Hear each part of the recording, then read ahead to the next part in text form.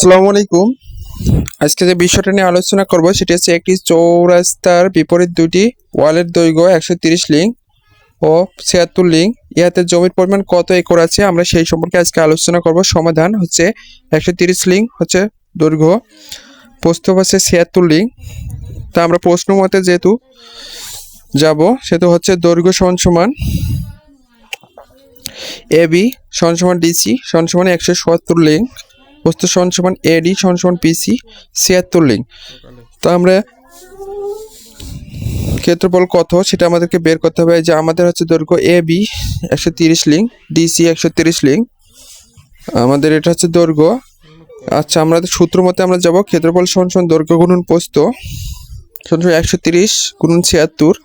তাহলে আমরা পাবো কত এখানে 130 এর সাথে 76, তাহলে আমরা পাচ্ছি কত 9880। আমরা জানি 1 লক্ষ বর্গলিং সমান সমান 1 একর।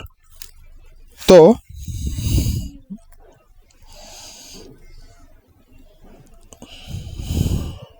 অতএব 1 বর্গলিং সমান সমান 1/1 লক্ষ একর।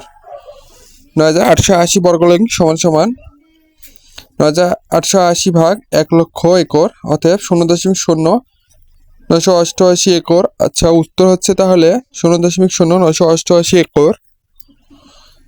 তো আমাদের এখন আমরা পাচ্ছি কত, এই মাপটা হচ্ছে 0.0988 একর। তাহলে আমরা এখানে 0.0988 একর জমি পেলাম। আসসালামু আলাইকুম।